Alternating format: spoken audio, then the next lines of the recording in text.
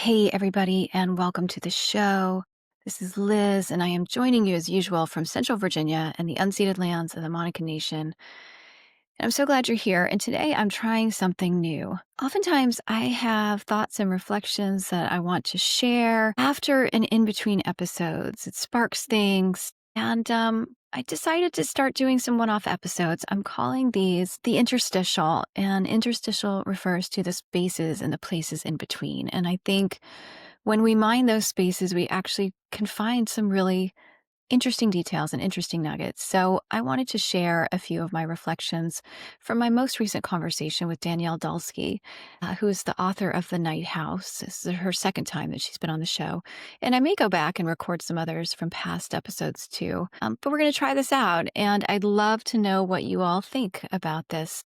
Is this resonating with you? Are you enjoying it? Reach out. You can leave a comment if you're listening in Spotify, or you can always send me your thoughts via social media too. So, in particular, this conversation with Danielle Dulski, there were two threads that have stayed with me since we recorded, and they're about magic and purpose. Part of it comes from my own work and the focus of my work, and part of it is from Danielle's perspective in her book, The Night House.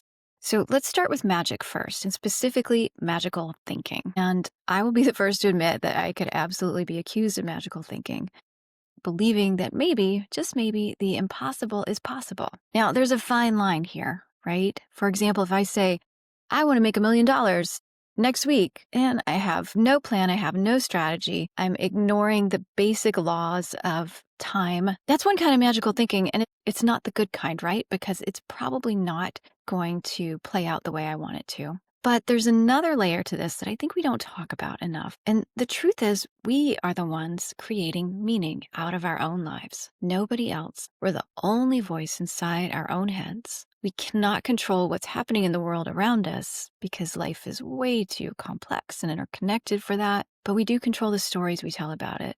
And we decide whether something is happening to us or for us. We can tell ourselves anything we want. So maybe when we've been living inside of a limited story, one that we don't even realize we're telling, it is possible that something that once felt impossible actually isn't. And this is where magic enters for me. Is it silly to think that setting an intention at the new moon or doing a ritual might actually shift something? Maybe.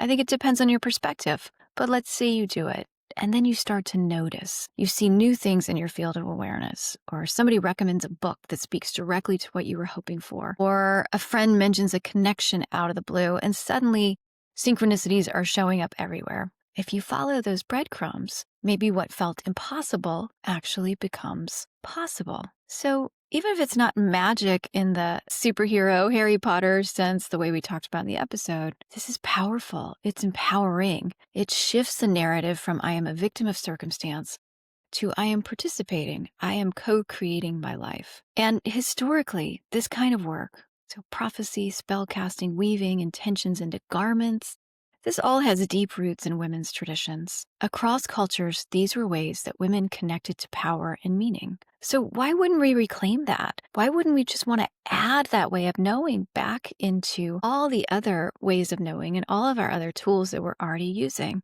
And you know what? If it doesn't work, so what? We try, we learn, we move on. You know, the best data sets and models that predict elections end up being wrong sometimes. Corporations spend millions and millions of dollars on plans and campaigns that were so carefully and rationally laid out and thought out, and they fail all the time. So why not experiment with your own inner magic? To me, reclaiming that kind of imagination is deeply human, and it's also deeply feminine. Those are my thoughts on magic. And the second piece that really stayed with me was what Danielle said about purpose. And she wrote something that really landed for me, and I quoted the line in the episode, but basically she's saying that, you know, in times of chaos and distress, focus on the one thing that's yours to do. And that really landed for me, maybe because this has been a really personal struggle for me. There are days when the world feels like an absolute complete mess. It's chaotic, it's horrifying, it's overwhelming. I don't always know the right way to respond. And on a personal level, I'm about 1.5 years out from separating from my ex-partner of nearly 2 decades. And that has also been an enormous learning curve. So figuring out who I am outside of that structure and that stability. And there has been a lot of beauty and joy in this chapter of my life, but also different understanding of responsibility and what it means to care for my children and pay the bills and keep the wheels on the bus, not as part of a co created situation, but on my own.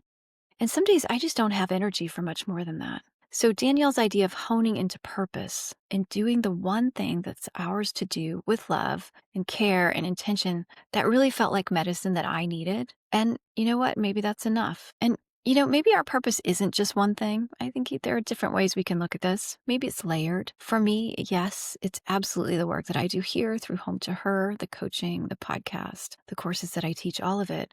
But it's also raising my kids with intention. It's continuing to grow and evolve consciously. It is trying my best to show up in the world in integrity and in alignment with the values that I espouse. And maybe those are all part of the same thread. But I guess my point is this.